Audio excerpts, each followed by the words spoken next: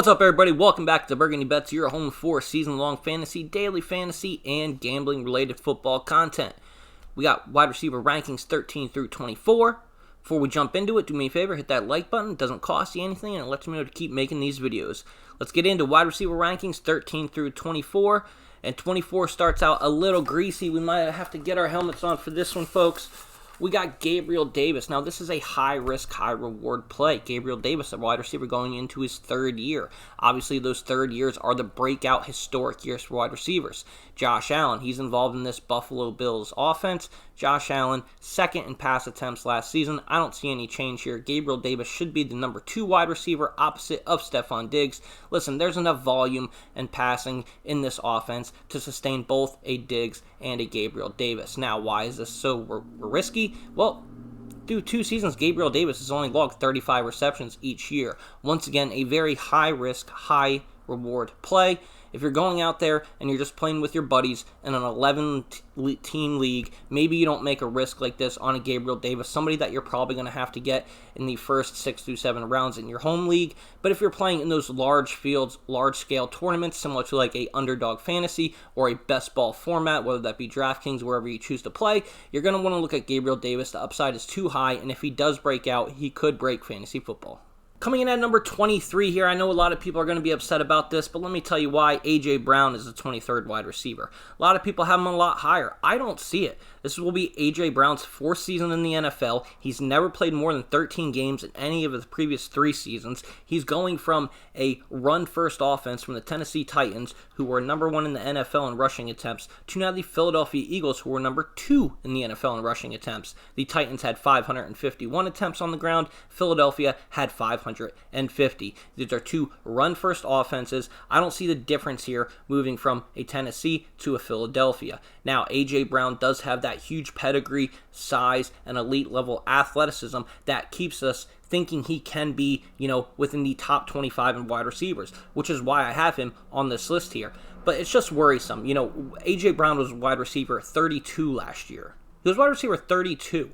That's not going to get it done, and now in this Philadelphia Eagles offense where you have a Jalen Hurts who is probably going to vulture a lot of those attempts from inside the 10-yard line with his feet running in touchdowns. Where are these elite targets going to come from for A.J. Brown to get into the end zone? I don't see it, but since the man is who he is, he still gets a top 24 selection here, coming in at number 23 for me. Number 22 is DK Metcalf. Now, we all know Russell Wilson left Seattle. Who's going to be throwing the ball to DK, Tyler Lockett, those boys out there? Well, looks like it's currently going to be Drew Lock or Geno Smith. Now, I can't have someone like DK Metcalf any further down than 22. This is a wide receiver that finished wide receiver 14 last year. He averages 119 targets per season in the league, elite 14.7 yards per reception, and look at the guy. Look at the picture on the screen. He is an absolute unit. If you didn't know that was DK Metcalf, you'd probably think that's a picture of Myles Garrett or some elite defensive end. The guy's an absolute freak. The numbers are there to support. I can't have DK Metcalf any lower than 22. I understand the quarterback deficiencies. DK Metcalf, 22. Coming in at number 21 is Terry McLaurin. Now, we know Carson Wentz will be the starting quarterback for the Washington Commanders, and I think that actually could help Terry McLaurin here in this situation. Terry McLaurin, back-to-back 1,000-plus yard seasons, back-to-back 130-plus target seasons. He's the clear de facto number 1 option. He's a true alpha stuck on a bad team. However, like we said earlier, with the emergence of Carson Wentz coming to this team, I think that's only going to help Terry McLaurin. We've seen Carson Wentz go out there and play hero ball every play down to the last drop. A lot of people like to call it YOLO ball. I think that could really help McLaurin. Carson could just be back there just throwing up bombs, and Scary Terry's going to come down with a few of them. Terry McLaurin, very productive. He did just receive a huge contract extension. He's got the bag. He's the number 1 guy. This offense will run through Terry McLaurin for passing, and that's why I have Terry at 21. Coming in at number 20 here is Brandin Cooks. Now, Brandin Cooks is not a sexy selection. However, he did finish wide receiver 20 last year, ahead of people like T. Higgins, Terry McLaurin, Devontae Adams, A.J. Brown, Adam Thielen. Brandin Cooks outscored all those players, and there should be no real change in his role in the offense here. He has a clear path to a 28 to 30% target share. Quarterback Davis Mills is familiar with him. If it continues to be Davis Mills, with all reports from beat writers out of Houston, it will be. I don't see anything changing here from Brandin Cooks. back-to-back seasons, 1,000 yards, 6 touchdowns in Houston. Expect another great year from Brandin Cooks. Coming in at number 19 for us is Christain Kirk. Now, Christain Kirk just signed that huge $80 million deal with the Jacksonville Jaguars. Yes, Jacksonville has not been a good football team, but this is fantasy football. I don't care how many games Jacksonville wins. I don't care how many points Jacksonville scores. What I care about is the volume. And number 7 in the NFL in passing attempts last year was Trevor Lawrence with 602 attempts. Trevor Lawrence was only topped in passing attempts by guys like Tom Brady, Patrick Mahomes, Derek Carr, Josh Allen. If we're going to see this type of volume again from a Jacksonville offense, passing-wise, there's no reason why Christain Kirk can't be a top 20 receiver. He was finished as wide receiver 26 last year, playing behind. Remember, DeAndre Hopkins did play a portion of that year. And then you also had running backs like James Conner and Chase Edmonds, who garnered 80 targets. Christain Kirk did very well last year. He now has the opportunity to be the standalone wide receiver 1 in Jacksonville. Give me Christain Kirk at 19. Coming in at number 18 is T. Higgins. T. Higgins with a 14.2 yards per reception, 9.2 yards per target. He's heading into his 3rd year as a wide receiver. Like we said, we like these wide receivers heading into their 3rd year. Historically, those are the breakout years. Now, obviously, the main thing to talk about here is the Cincinnati Bengals offense. He is going to have target competition from Jamar Chase, an elite top 5 wide receiver. Tyler Boyd's still there. He's going to have competitions for targets. Another thing that did worry me with the Bengals was the passing volume from Joe Burrow. He wasn't in the top echelon for passing attempts last year. However, he did do very well on his attempts. Joe Burrow had 12.6 yards per completion. That's elite. To put that in perspective for you, Justin Herbert's yards per reception were 11.1. So, Joey Burrow, when he is making plays, they are down the field. That's something good here for T. Higgins. Expect another triple season target for T. Higgins. Let's get him into the end zone some more. Like we said, 3rd-year wide receiver, another year with Joe Burrow under his belt. Give me T. Higgins at 18. Now, coming in at number 17, I thought we might need the helmet again for this player. I'm not doing it. I am not more excited for any other player heading into this year than I am for Jerry Jeudy. Once again, a 3rd-year wide receiver. Ran a 4.37 at the combine when he was there. Got hurt last year, only appeared in 5 games. However, his rookie year, he garnered over 113 targets, 14 yards of reception, 7.8 yards a target. Jerry Jeudy was number 1 in target separation. That's getting away from his defender. However, his quarterbacks couldn't get them the ball. Drew Lock at points of last year ranked 73rd. That's not going to get it done. Now, this is similar to a Matthew Stafford last year. If you watched our videos last year, I told everybody Cooper Kupp is going to have a career year. What happened? He went out there, was the Triple Crown winner, broke all sorts of records. Obviously, we're not going to say Jerry Jeudy is going to have that same type of production, but this will be a career year for Jerry Jeudy. I have Jerry Jeudy right now at 17. Obviously, the main target competition will be from a Courtland Sutton, a Tim Patrick, maybe KJ Hamler gets involved more, stretching the ball down the field. I just couldn't be any more excited for Jerry Jeudy. I will be going out there aggressively attacking him in my home drafts and on bigger platform drafts. I just love Jerry Jeudy this year. We're going to see a real uptick with the quarterback play from a Russell Wilson. And like we talked about before, if you are extremely high on, say, a Courtland Sutton, that doesn't have to take away anything from Jerry Jeudy. We saw Russell Wilson support top 12 wide receivers in both DK Metcalf and Tyler Lockett before. He's an excellent quarterback. This offense is going to take an enormous leap forward. As long as Jerry Jeudy can stay healthy and on the field, he is my most excited wide receiver this year. Give me Jerry Jeudy, number 17. Coming at number 16 out of Indianapolis will be Michael Pittman Jr., another wide receiver heading into that 3rd year. 129 targets last year with Carson Wentz under center. Far and away the team's number 1 wide receiver. I know there's a lot of reports about a Paris Campbell working with the ones. He's not going to surpass Michael Pittman here. Now, obviously, we know this team will still run through Jonathan Taylor in that offensive line.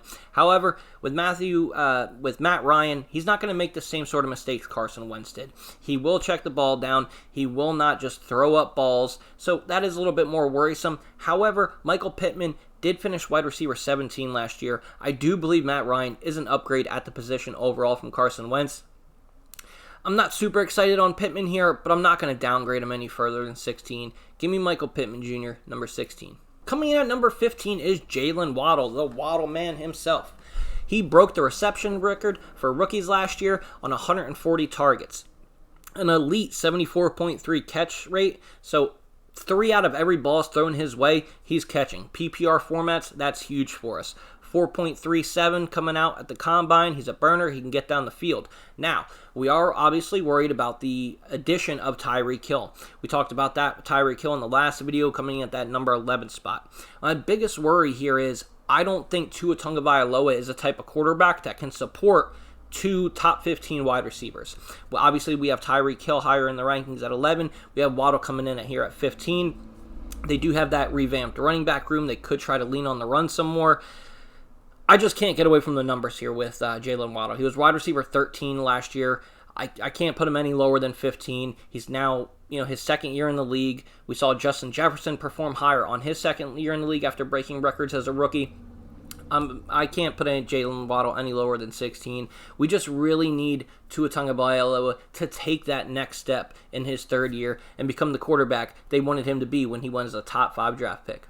Coming in at number 14 for me is DJ Moore. Now I know this might rub some of you guys the wrong way. You don't think highly of Carolina or highly of DJ Moore. DJ Moore, 14.3 yards per reception, 8.7 yards per target.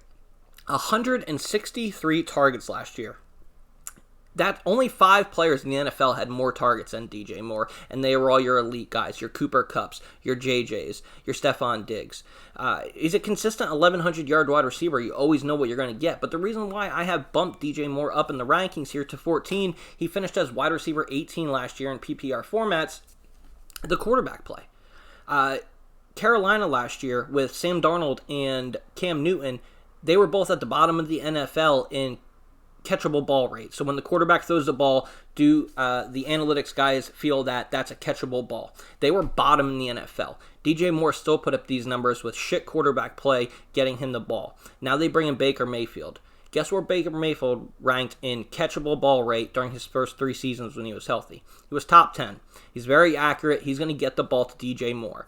Now I know another thing a lot of people are saying is, Ron, DJ Moore only had all those targets in that big season because Christian McCaffrey was hurt. If Christian McCaffrey comes back and plays a full season or anything close to it, you're going to see those targets decline. So I looked into it. I went back to 2019, the year Christian McCaffrey broke fantasy football, was the all-time stud star. That year in 2019, DJ Moore still had 135 targets. He's going to be productive. I love DJ Moore here. I'd love to upgrade at quarterback. Give me DJ Moore, number 14. And to round out the top 13 will be Diontae Johnson. Now, Diontae Johnson finished as wide receiver 8 last year in a PPR format. He's averaged 156 targets through the last 2 seasons. I mean, the guy's getting peppered. Now, obviously, we have, the worry with quarterback. Big Ben's no longer in town. It's going to be Mitch Trubisky or Kenny Pickett under center. But how much worse can they be? I mean, last year, Big Ben couldn't push the ball down the field. His arm was completely shot. I don't think we're going to see a quarterback downgrade here. I don't know if it's going to be an upgrade either. I think maybe it's a level playing field from the position still out there in Pittsburgh. Now we do have some worry about the emergence of Najee Harris coming into his second season, maybe garnering more of a role. Obviously, the target competition with a Chase Claypool. The team did draft George Pickens. I'm really high on George Pickens. I think he's going to have a great rookie season. But listen, Diontae Johnson was wide receiver 8 last year. I can't push him down any further than 13. Give me Diontae Johnson, wide receiver 13. There you go, guys. That's wide receiver rankings 13 through 24. Once this video hits 10 likes, I will then drop the next tier of the next 12 wide receivers. Guys, it's free. It doesn't cost you anything just to press a button, and it lets me know to keep making these videos for you guys. I love y'all. Let's go out there. Let's win our fantasy leagues, win that sweet money, take that belt, that trophy, whatever it is you guys are playing for, bragging rights. It's all the same at the end of the day. We want to be victorious. I'm doing my best to try to help us get there. Your league, my league, everybody's league. We're all fantasy players at the end of the day. Let's go ahead, help each other, move this product forward. Also, obviously, as you know, if you've been watching, once the season starts, we will be breaking down spreads, totals, player props. If you're into football gambling related, this is where you want to be. Hit that subscribe button, and I'll see you on the next one. Appreciate y'all.